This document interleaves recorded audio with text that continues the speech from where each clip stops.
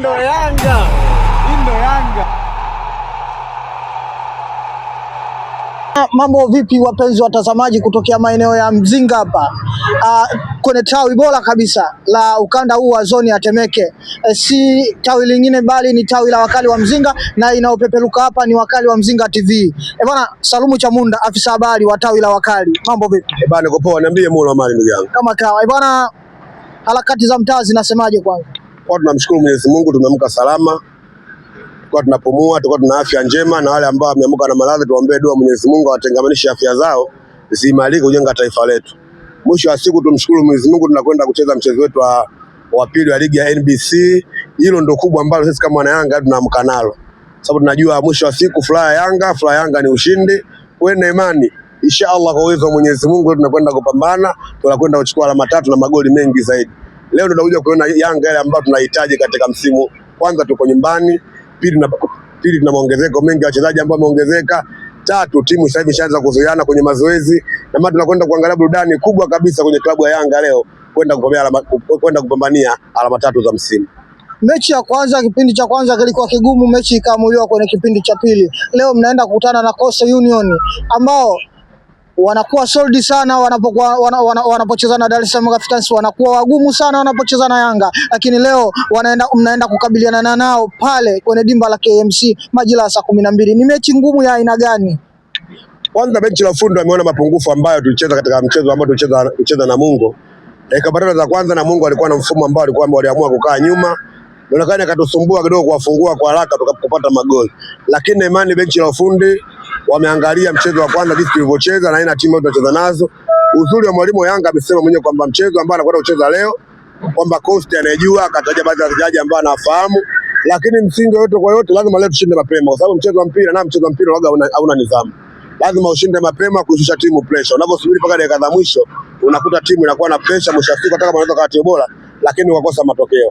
Mimi imani yangu benchi la ufundi iliona makosa ambayo tuliyafanya Ruangwa, na imani mchezo wa leo tutafanya vizuri zaidi kushinda kile ambacho tulifanya juzi.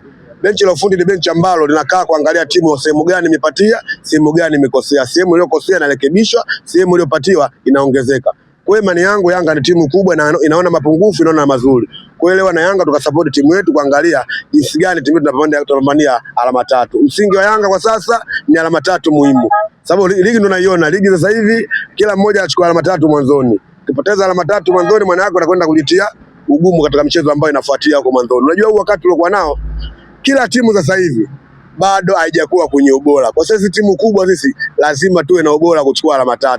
Huu ndio wakati wa mkubwa kummeza Kambale mdogo. Kambale wadogo sasa hivi ndio wakati wao wa kumezwa huu. Watapokuja kuamka baadaye na sisi timu zetu ishasetwa vizuri, tunapata alama sasa katika mazingira mazuri. Sababu ukiangalia lazima tuwe wa kweli.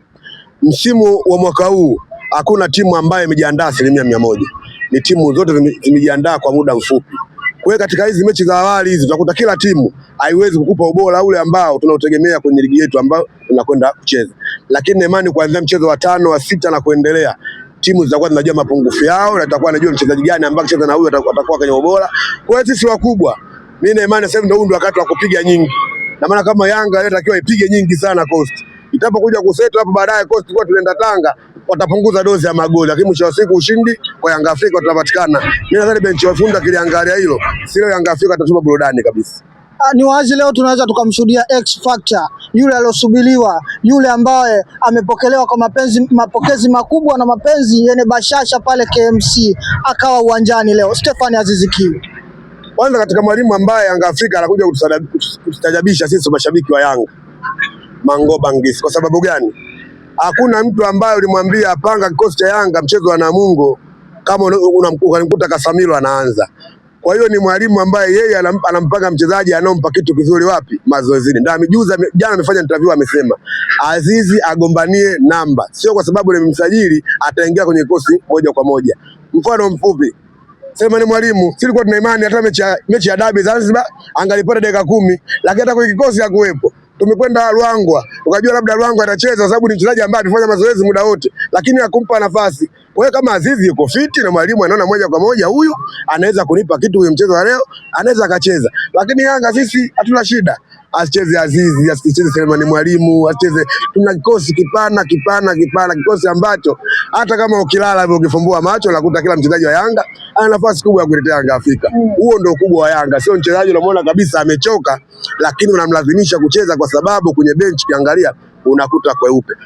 Yaani tuwapongeze na viongozi wetu wa Yanga, wamesajili timu ambayo kila mpenda mpira ambaye yuko huko kanda Afrika Mashariki na Kati, hata majarani zetu wanapokuwa wanaongea na media hataki kuzungumza ukweli, lakini kwenye mioyo yao wanasema kwamba hii Yanga imetengezwa vizuri na kwenye ubora mkubwa kabisa, kwa sababu unaona ni timu ambayo kila nafasi ina wachezaji wawili watatu, na sio wachezaji wale ambao ni potelea mbali, wachezaji ambao wanakupa kitu, ukiamua huyu leo acheze unapata kitu ambacho amekiandaa mwalimu kwenye benchi la ufundi.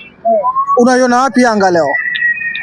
Yanga mimi imani leo tuongezee dozi tu, baada ya 3 tupeleke mpaka kwenye 5, wasirudi chini. Yaani watuongezee dozi, baada ya 3 tupeleke kwenye 5, sababu naona kabisa Yanga sasa hivi tukishinda goli moja tutaumia, kwa sababu inaonekana kwenye timu ambayo inatakiwa shinde kuanzia goli 3, 4 mpaka 5 ni Yanga Afrika, sababu kila mchezaji ambaye yuko kwenye klabu yetu anakupa asilimia kwenye mchezo mmoja kufunga goli 2.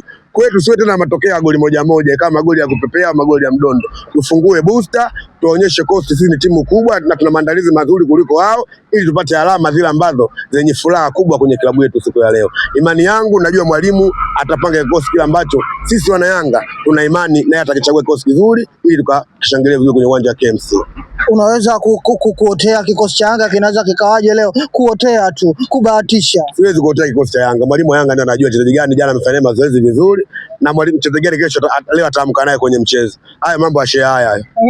Mimi siwezi kutabiri kikosi ambacho mwalimu sijui mchezaji gani amempa nafasi jana katika kikosi cha kwanza. Sababu kikosi cha kwanza unakijua kuanzia jana. Mwalimu anajua kwamba hawa kesho ndo ninakwenda nao, hawa watakuwa sababu. Sasa mimi sikuwepo mazoezini, najuaje nani kesho anaanza kesho. Ukiniambia goalkeeper, yes, nitakwambia kama Diala mzima atacheza. Au wengine mwalimu atajua anapanga wapi. Ndio nitakwambia hiko.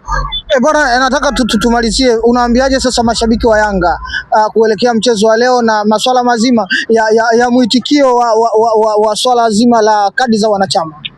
Kwanza nimefurahishwa na mkurugenzi wa idara ya wanachama jana, ndugu yangu Ibrahim Samuel. Kwa kweli jana ameniosha sana, nimefurahi. Kwa sababu gani? Anakuja na idea mpya ambayo tunakwenda nayo sisi kwenye msimu kama wanachama. Ni idea ambayo itatupa nguvu sana, kwa sababu mimi lazima tuzungumze ukweli kwamba haya matokeo, hii timu bora yo nini, lakini msingi mkubwa wa Yanga ni wanachama, na ndio maana tumepewa 51%, kwa sababu sisi ndio wenye nguvu. Nimefurahi jana alivyosema kuna matawi 50 ambayo yameshapata isibati. Maana yake tuna watu 500 wameshalipa ada. Sasa kama watu 500 wameshalipa ada, maana sisi ambao tuko nyuma sasa tupambane na sisi tulipe ada ili twende na wakati. Unajua ada kulipa katikati ya msimu, yaani haina faida kubwa sana, kwa sababu unalipa ada ambayo inakwenda kutumika kwenye msimu unaokuja. Tukilipa ada mapema, msingi wa kulipa ada mapema kwamba hii fedha inakwenda kuisaidia klabu kwenye kambi, kwenye usafiri, kwenye bonus, kwenye posho. Na ndio unaona utakuta Yanga Afrika tunapoanza msimu, ukiangalia kwenye mkutano mkuu rais wa klabu alisoma pale nini kitu ambacho kimepatikana kwa wadhamini na kitu ambacho kinapatikana sisi kwetu wanachama na kwa mashabiki. Kwa hiyo kuniambia mimi kama shabiki wa Yanga, kama mwanachama wa Yanga, kila mwanachama wa Yanga sasa nataka tuwajibike kwa wakati. Tusubiri sana kulipa hizi ada. Tulipe kwa wakati ili hizi hela zikafanye kazi. Wanachama ambao matawi yao yameshatimiza wanachama 100 na kuendelea kutimiza haki ya kikatiba, ni wapongeze sana, wamefanya kitu cha msingi. Na sisi kama wakali wa Mzinga tuko mbioni ndani ya siku 3 hizi, kutoka leo Alhamisi mpaka kufika Jumatano, na imani takwa la kikatiba sisi kama wakali wa Mzinga tutalitimiza, kwa sababu tupo, kwa sababu kwanza wanachama tuwe salama, pili tawi liwe salama, pili tuichangie klabu yetu, tatu maana yake klabu yetu ikipata mafanikio na sisi ndio tuna nguvu ya kufanya kazi za klabu. Kila mwanachama wa Yanga akiamka kulipa ada kwa wakati, nina imani tutakuwa na klabu ambayo bora kubwa na itakuwa yenye kuigwa ya mfano katika nchi ya Tanzania. Shukrani sana. Asante sana.